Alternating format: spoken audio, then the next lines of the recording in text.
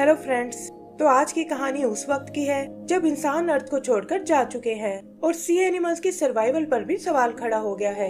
तो क्या वो खुद को इस मुसीबत से बचा पाएंगे? तो चलिए देखते हैं इस अमेजिंग स्टोरी में। तो मूवी की शुरू में हम देखते हैं कि अर्थ पर एक भयानक इकोलॉजिकल चेंज हुआ है जिससे सारे कॉन्टिनेंट्स पानी में डूब गए हैं और इनका जिम्मेदार है इंसान, जो इस प्लेनेट को छोड़कर किसी और प्लेनेट पर जा बसा है। सी एनिमल्स की जान भी इस वजह से खतरे में आ गई थी, लेकिन क्रैकन नाम के स्क्विड ने उनमें से काफी एनिमल्स को बचा लिया और वो सब गहरे समुद्र में बनी एक गुफा में रहने लगे जो बाहर की दुनिया से कहीं ज्यादा सेफ थी। यही हम क्रैकन के ग्रैंडसन डीप को देखते हैं, जो इस केव की लाइफ से बोर हो चुका है और यहाँ से निकलकर बाहर की दुनिया को देखना चाहता है। क्रैकन उन्हें बहुत समझाता है कि बाहर की दुनिया बहुत ही खतरनाक है, जहाँ उनके जैसे एनिमल सरवाइव नहीं कर सकते और इसीलिए वो कभी किसी को बाहर नहीं जाने देता। यही हम डीप के दोस्तों से मिलते हैं, ईवो नाम का एंगलर फिश और एलिस नाम की श्रिम्प, जिन्हें ना चाहते हुए भी डीप की शैतानियों में उसका साथ देना पड़ता है। डीप क्रैकन के प्रोटेक्टिव नेचर से बहुत परेशान है और उसे लगता है कि बूढ़ा होने के कारण वो कुछ ज्यादा ही डरने लगे हैं। लेकिन क्रैकन तो बस इतना चाहता है कि डीप आगे चलकर एक अच्छा लीडर बन सके, जो उसके बाद इस कॉलोनी का ध्यान रख पाए। वो डीप के इकट्ठा किए हुए इंसानों के सामान को भी बाहर फेंक देता है और कहता है कि यहाँ हम सब एक टीम की तरह रहते हैं और तुम्हें भी काम में उनका हाथ बटाना चाहिए। फिर एक ब्लॉबफिश उसे केव की फिल्टर साफ करने को कहती है और डीप अपने साथ अपने दोस्तों को भी ले जाता है। वहाँ वो नजर बचाकर केव से बाहर आ जाते हैं और डीप देखता है कि वहाँ इंसानों का काफी सामान बिखरा हुआ है। इसी तरह मस्ती करते हुए उसकी नजर एक मिसाइल पर पड़ती है और वो अनजाने में उसे एक्टिवेट कर देता है। पहले तो वो उसे बहुत एंजॉय करते हैं, लेकिन देखते हैं कि इसकी स्पीड तो कंट्रोल से बाहर हो रही है और उनके कूदते ही मिसाइल सी फ्लोर पर जाकर ब्लास्ट हो जाती है। इससे उनकी केव ढहने लगती है और सी फ्लोर से लावा निकलकर केव में भरने लगता है। काफी सारे सी एनिमल्स मारे जाते हैं और क्रैकन बचे हुए एनिमल्स से बाहर भागने को कहता है, लेकिन तभी एक बड़ी सी चट्टान टूटकर उस रास्ते को बंद कर देती है और क्रैकन और वो एनिमल्स केव में ही ट्रैप हो जाते हैं। क्रैकन उस चट्टान को हटाने की बहुत कोशिश करता है, लेकिन वेट ज्यादा होने के कारण वो लोग उसे नहीं हटा पाते और जल्दी ही हार मान जाते हैं। डीप अपने दादाजी से सॉरी बोलता है कि ये सब मेरी ही गलती है और मुझे आपकी वार्निंग को इग्नोर नहीं करना चाहिए था। तब क्रैकन उसे बचने का एक रास्ता बताता है कि तुम्हें मेरे दोस्त नेथन को ढूंढना होगा, जो असल में एक जायंट व्हेल है और वो ये चट्टान पलक झपकते ही हटा देगा। लेकिन क्रैकन को उसके ठिकाने के बारे में कोई इन्फॉर्मेशन नहीं है और वो बस इतना जानता है कि लास्ट टाइम उसे इंसानों की बस्ती में देखा गया था। डीप ये काम करने के लिए तैयार हो जाता है और कहता है कि वो मदद लाए बिना वापस नहीं आएगा। क्रैकन आगे बढ़ने के लिए उन्हें कुछ लैंडमार्क्स देता है और वो तीनों अपनी जर्नी पर निकल पड़ते हैं। पहली बार इतना बड़ा समुद्र देखकर डीप को बहुत खुशी होती है और वो कहता है कि मैंने तो पहले ही कहा था कि यहाँ डरने जैसी कोई चीज नहीं है। आगे उन्हें कोरल रीफ की एक दीवार मिलती है और उसकी फ्रेंड्स को लगता है कि उन्हें शायद इसके साइड से निकलना चाहिए, लेकिन डीप उनकी एक नहीं सुनता और जबरदस्ती उन्हें उसके अंदर ले आता है। वहाँ कुछ टनल से होते हुए वो बाहर निकलते हैं और देखते हैं कि सामने एक बहुत बड़ा शिप खड़ा हुआ है, ठीक वैसे ही जैसा कि क्रैकन ने बताया था। क्यूरियस होकर वो उसे अंदर से चेक करने जाते हैं और यहाँ उनका सामना नॉर्मा नाम की एक वेम्पायर स्क्विड से होता है, जो खुद को एक बहुत बड़ा सिंगर मानती है। एलिस उससे इंसानों की बस्ती तक जाने का रास्ता पूछती है और नॉर्मा बताती है कि मैंने कई साल इंसानों के बीच में ही गुजारे हैं, जहाँ मेरा अपना एक ग्लास का महल था और इंसान दूर दूर से मेरी परफॉर्मेंस देखने आते थे। डीप उसे वहाँ तक पहुँचने का रास्ता पूछता है, लेकिन नॉर्मा कहती है कि इतनी जल्दी तुम कहीं नहीं जा सकते, क्योंकि अभी तो तुम्हें मेरी एक परफॉर्मेंस देखनी है, वरना मैं तुम्हें भी अपनी तरह एक वैम्पायर बना दूंगी। उन तीनों के पास भी और कोई चारा नहीं होता और नॉर्मा अपनी परफॉर्मेंस शुरू कर देती है। तभी डीप को एक आइडिया आता है और वो और उसके दोस्त नॉर्मा की झूठी तारीफ करने लगते हैं। फिर बातों ही बातों में वो उसे इंसानों की बस्ती का रास्ता पूछते हैं और नॉर्मा भी अनजाने में उन्हें सब बता देती है कि वहाँ का रास्ता एक ब्रॉडवे स्ट्रीट से होकर निकलता है और फिर उन्हें एक ब्रिज क्रॉस करना होगा। डीप और उसके दोस्त ये जानकर वहाँ से भागने की कोशिश करते हैं और नॉर्मा को ये देखकर बहुत गुस्सा आता है। वो उन्हें पकड़ने उनके पीछे जाती है, लेकिन वो उसे चकमा देकर वहाँ से भाग निकलते हैं और नॉर्मा कहती है कि मुझे तुम्हारे जाने से कोई फर्क नहीं पड़ता, क्योंकि मेरे पास ऑडियंस की कोई कमी नहीं है। आगे वो तीनों एक गार्बेज डंप में आते हैं जहाँ मोरा नाम की इल डीप को पकड़ लेती है और कहती है कि मैं काफी टाइम से अपने खाने का वेट कर रही थी। डीप उसे वार्न करता है कि मेरे दोस्त मुझे बचाने आते ही होंगे और ये सुनकर मोरा एकदम से उदास हो जाती है। पता चलता है कि यहाँ उसका कोई दोस्त नहीं है और इसीलिए वो अपना सारा वक्त यूं ही अकेले ही बिताती है। एलिस और ईवो डीप को यहाँ से निकलने को बोलते हैं और उनके मना करने के बावजूद डीप मोरा को अपने प्लान के बारे में सब बता देता है। मोरा अपने बिहेवियर के लिए उनसे माफी मांगती है और कहती है कि मैं इस ट्रिप में तुम्हारी मदद कर सकती हूँ। एलिस और ईवो डीप को बहुत समझाते हैं लेकिन वो उनकी एक नहीं सुनता और कहता है कि मैं अपने डिसीजन को नहीं बदलने वाला। यही एक सीन में हम उनकी केव को देखते हैं जो टूटकर नीचे लावा में गिर रही है और क्रैकन को लगता है कि शायद डीप टाइम पर वापस नहीं आ पाएगा। उधर डीप और उसके दोस्त एक जगह आराम करने लगते हैं लेकिन पता चलता है कि मोरा गलती से उन तीनों को निगल गई है। बड़ी मुश्किलों से वो उन्हें वापस बाहर निकालती है और डीप अपने दोस्तों से कहता है कि ये शायद उसने गलती से किया था और हमें मोरा को एक और मौका देना चाहिए। ये कहकर वो अपनी जर्नी पर आगे निकल जाते हैं और जल्द ही उन्हें वो ब्रिज नजर आता है जिसके बारे में नॉर्मा ने बताया था। वहाँ उन्हें ब्रॉडवे का साइन भी दिखाई देता है और वो समझ जाते हैं कि हम एकदम सही रास्ते पर हैं। फिर वो लोग उस ब्रिज को क्रॉस करने की सोचते हैं लेकिन देखते हैं कि कुछ क्रैब्स ने उन्हें घेर लिया है जिनका लीडर रिको नाम का एक येती क्रैब है। डीप उन्हें अपने मिशन के बारे में बताता है लेकिन रिको कहता है कि मेरे इलाके से कोई जिंदा वापस नहीं जा सकता और अगर तुम बचना चाहते हो तो तुम्हें हमें डांस के लिए चैलेंज करना होगा।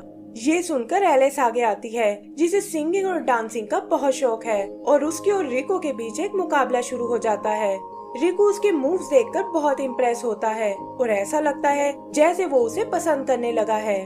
वो एलिस से यहीं अपने पास रुकने को कहता है लेकिन एलिस उसे समझाती है कि वो इस तरह अपने दोस्तों का साथ नहीं छोड़ सकती और उससे वादा करती है कि मैं तुमसे मिलने वापस जरूर आऊंगी।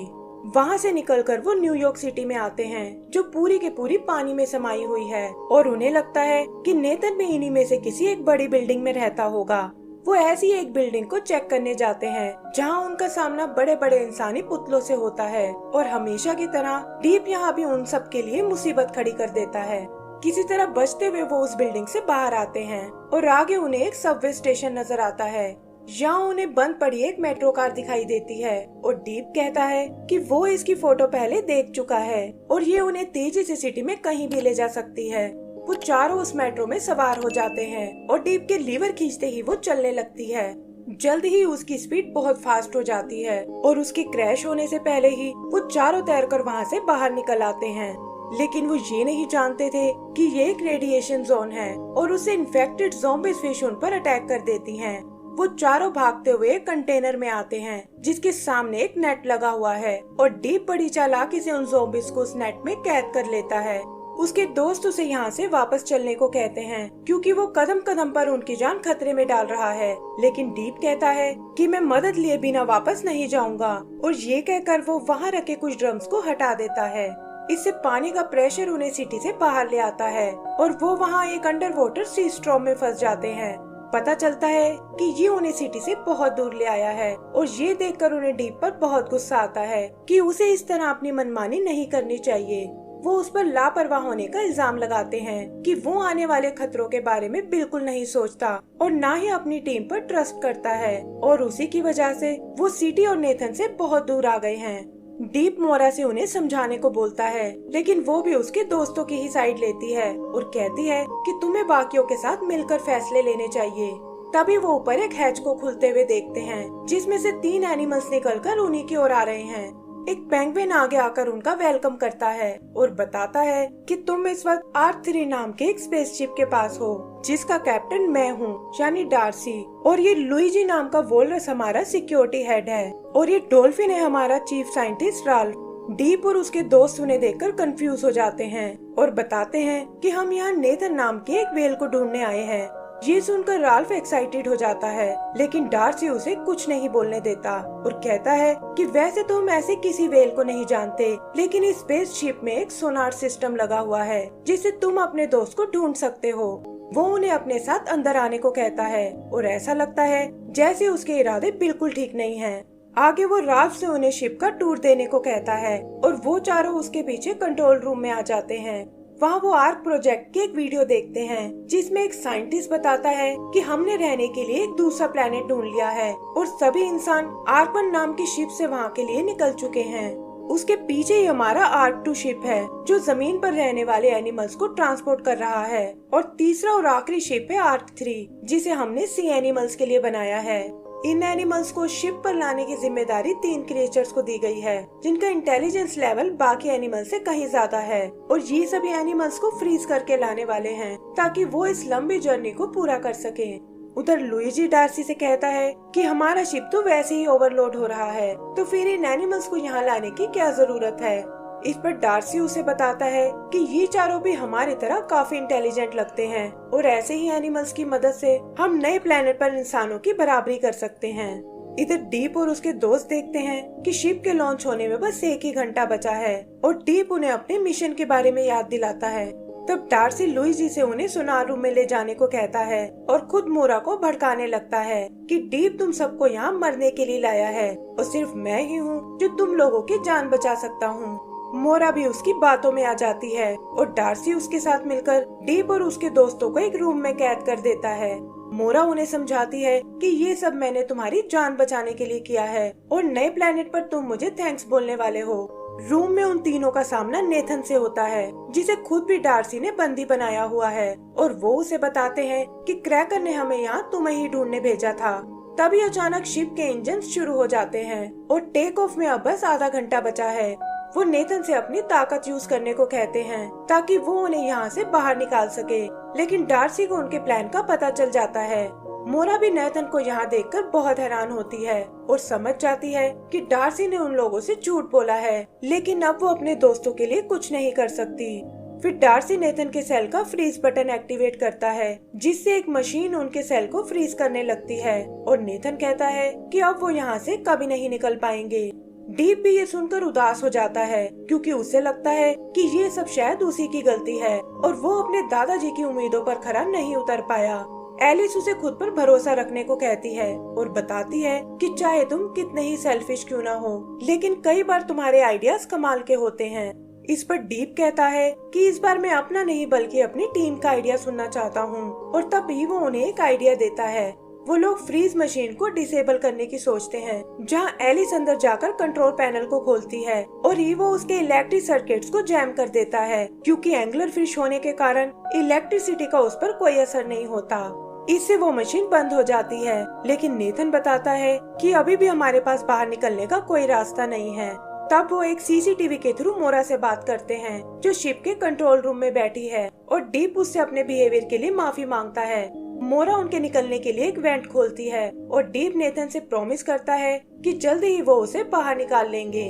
वहाँ से वो सारे कंट्रोल रूम में आते हैं जहाँ उनकी और डार्सी के टीम के बीच लड़ाई शुरू हो जाती है। डार्सी अपने गन से डीप को फ्रीज करने की कोशिश करता है, लेकिन ईवो बीच में आकर उसे बचा लेता है और खुद फ्रीज हो जाता है। फिर डीप मोरा की मदद से डार्सी को भी फ्रीज कर देता है और यही हाल वो राल्फ का भी करते हैं। लुइजी गुस्से में उन पर अटैक करने आता है, लेकिन वो एक सेफ्टी पोर्ट की मदद से उसे दूर भेज देते हैं। तभी अचानक वो शिप लॉन्च हो जाता है और बाकी एनिमल्स के साथ साथ वो चारों भी स्पेस में जाने लगते हैं। एलिस हड़बड़ी में कंट्रोल्स के सारे बटन दबा देती है जिससे शिप के फ्लड गेट्स खुल जाते हैं और वो चारों और सारे एनिमल्स नीचे समुद्र में गिर जाते हैं। पानी का टेम्परेचर सभी एनिमल्स को डीफ्रीज कर देता है और वो देखते हैं कि नेथन और ईवो भी एकदम सही सलामत हैं। ये देखकर वो सब बहुत खुश होते हैं और नेथन कहता है कि अब हमें जाकर क्रैकन की मदद करनी चाहिए। उधर केव की हालत बहुत खराब है और क्रैकन को लगता है कि अब उनके बचने की कोई चांस नहीं है। तभी उसे डीप की आवाज सुनाई देती है जिसके साथ नेथन भी है, और ये सुनकर क्रैकन खुश हो जाता है। फिर नेथन उस चट्टान को हटाने की कोशिश करता है, लेकिन वो अपनी जगह से मूव नहीं हो पाती और वो बताता है कि जरूर इसके नीचे कुछ अटका हुआ है। तब डीप और उसके दोस्त उस रुकावट को हटाने जाते हैं और देखते हैं कि वहाँ बीच में एक छोटा सा पत्थर अटका हुआ है। उसे हटाकर बाकी तीनों तो वहाँ से निकल जाते हैं, लेकिन डीप उस होल के अंदर ही फंस जाता है। इधर नेथन भी उस बड़ी चट्टान को मूव कर देता है जिससे क्रैकन और केव के बाकी एनिमल्स बाहर आ जाते हैं। उन्हें लगता है कि शायद उन्होंने डीप को खो दिया है, लेकिन तभी एक होल से डीप बाहर निकल आता है और ये देखकर वो सब रिलैक्स फील करते हैं। क्रैकन को डीप पर बहुत प्राउड फील होता है और डीप उसे बताता है कि बिना अपनी टीम की मदद के वो ये नहीं कर पाता। फिर क्रैकन रिटायर होकर नेथन के साथ घूमने निकल जाता है और मोरा सबको बताती है कि हमें समुद्र में अपनी प्रजातियों को फिर से बढ़ाना होगा। डीप को लगता है कि उसके पास तो ऐसा कोई पार्टनर नहीं है और तब मोरा उसे एक फीमेल ऑक्टोपस से मिलवाती है और डीप की लव लाइफ भी शुरू हो जाती है। एंड सीन में हम डार्सी और उसके दोस्तों को देखते हैं जो आर्कटिक ओशन में मदद के लिए चिल्ला रहे हैं और इसी के साथ हमारी ये मूवी खत्म हो जाती है। तो दोस्तों, अगर आपको ये मूवी पसंद आई हो तो प्लीज हमें लाइक एंड सब्सक्राइब करना ना भूलें। Thank you.